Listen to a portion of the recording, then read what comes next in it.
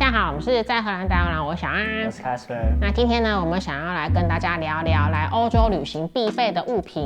那目前我们在荷兰居住了也将近1年半左右了，所以根据我们呢在欧洲旅行的经验，我们共列出了8项行前必备的物品。那不管你是即将要来荷兰留学、旅游，或者是正在规划到荷兰的朋友们，那相信有了这个清单，对你到荷兰一定会有所帮助。好，那以下是来欧洲旅行必备的一些物品。第一个就是护照、签证还有机票。那这些当然就是出国旅行必备的文件嘛。那其中护照跟签证的地方，请你要提早检查你的护照效期是否为6个月以上。然后你在出发之前，你要看一下你前往的国家它是不是需要签证。那确保旅行前已经办妥所有的必要的文件。那如果你跟我们一样是台湾护照的持有人呢，短暂进入荷兰90天以内的话可以免签，因为台湾民众享有免申根签证的待遇。那详细的资讯呢，请上外交部的官网，那我们会把网址贴在这个叙述栏。那此外呢，我们也非常推荐把旅程当中要去的目的地啊，还有住宿的地点，把它印出来。因为有时候呢，海关会问你说你要去哪里啊，然后你要住哪里之类的，他会想要看这些 information。所以如果你把这些住宿的资讯全部印出来，它会让你加速你通关的时间。那第二个就是旅游保险。那旅游保险呢，可以保障你在旅行期间的安全，还有财务的风险，像是飞机延误啊、航班取消啊，或者是行李遗失等等，就是这些造成损失的意外事情。那建议大家在出发前可以购买。像是在台湾的桃园机场现场呢，就有多家保险公司可供选择。那在这边呢，我想分享一个例子，就是之前我去德国的时候啊，那段期间我突然间牙齿就开始痛起来了。那当初我没有额外的再买保险，而且也没有做相关的功课，所以导致我后面呢就只是去药局买了一个止痛消炎药，有点存着这种侥幸的心态。不过我运气很好，之后就是真的就不痛了。但是在那一次经验过后啊，我就学到了教训，就是之后我出国以前，我就会先查询好，然后也会先准备好，比如说当地要怎么样就医啊，然后救护车的电话多少，那也会根据我旅游时间的长短或者是国家来判断我是否要买这个旅行保险。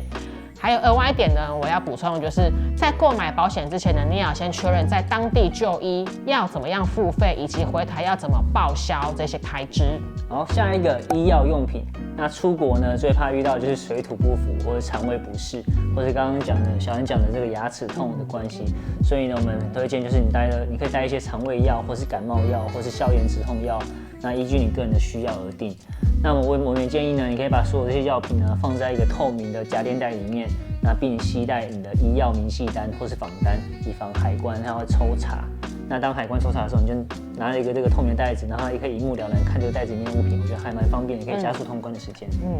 那第4个就是转接插头。那欧洲使用的这个插头形状还有电压都跟台湾完全不同，那确保你的电子产品是可以在欧洲使用的。所以呢，我们这边建议带上几个转接插头。那转接头呢，在五金行或者是家福都有在卖，一个大概是100左右。然后下一个就是行动电源。那么在旅行当中呢，我们非常推荐就是带几颗行动电源在身上。那原因是因为呢，我们就是现在这个年纪的这种年轻人，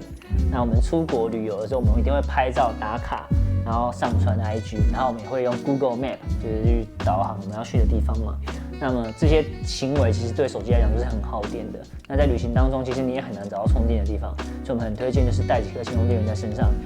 以防不时之需。那这边要提醒大家，就是要出国的朋友们啊，请注意行动电源务必要随身携带，千万不可以放到行李箱托运哦。那第6个呢，就是防窃包，还有小型的背包以及这个随身腰包，那以便于携带重要的物品啊，还有方便随时取用。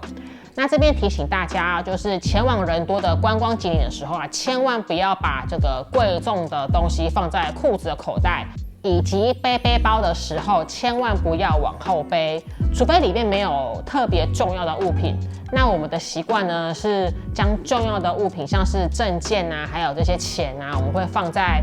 腰包内藏，然后用衣服覆盖住这样子。那跟大家分享一个就是我们去欧洲旅游的经验。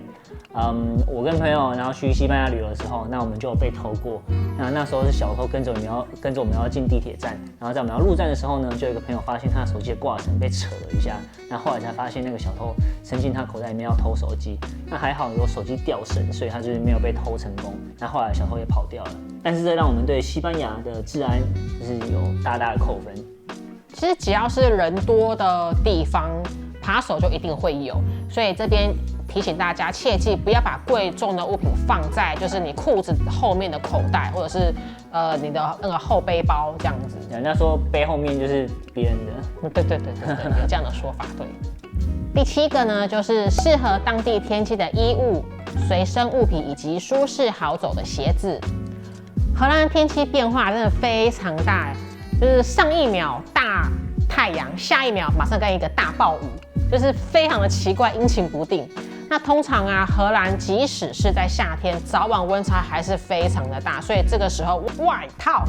就相当的重要了。那加上夏天也有可能会遇到热浪来袭，那这个时候呢，就是建议可以随身携带帽子、太阳眼镜，还有雨伞以及防晒乳来达到保护的作用。那通常走路呢是旅行主要的交通方式之一，而且荷兰有些地方啊是那种石砖的道路，所以舒适好走的鞋子就非常的重要。那下一个就是银行卡或是现金。那在欧洲大多数的地方都可以用信用卡或是 debit card， 但是有些小商店或是市集可能只接受现金。那还有就是上厕所有些地方，或许可以刷卡，但是有些地方你甚至要投币，所以你要带一些零钱。那提醒大家，信用卡要带2张，一个是 Visa， 然后另外一张是 Master。然后记得先打电话给你的银行说，你接下来会在什么到什么时候会去哪个国家，那以免银行挡刷。那还有尽量不要换50欧，有些路边摊的商家，我们买小东西的时候他不收50欧。那像之前我们在路边摊买了一个2欧的面包，然后他就说没办法，他不收现金。然后那时候我们又没有带信用卡，所以我们就后来跑去其他的超市消费，把这个50块换掉，才能够去买那个2欧的面包。那介绍完以上8项来荷兰必备的物品之后呢，我们这边也有一些小叮咛想要提醒大家。那第一个就是，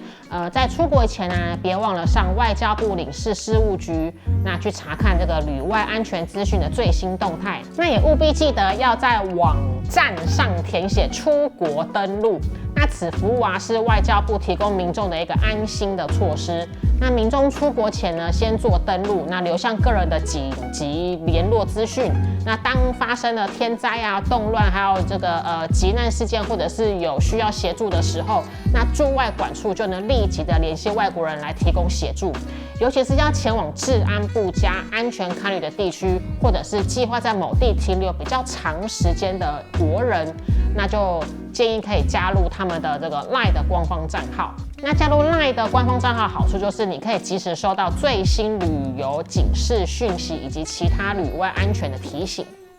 那第二个就是我们出国旅游在外，为了人身安全，尽量避免穿金戴银啊，或者是整身名牌装啊。那也尽量不要就是在外面秀出大把的钞票，那否则真的就很容易会变成别人眼中的肥羊哦。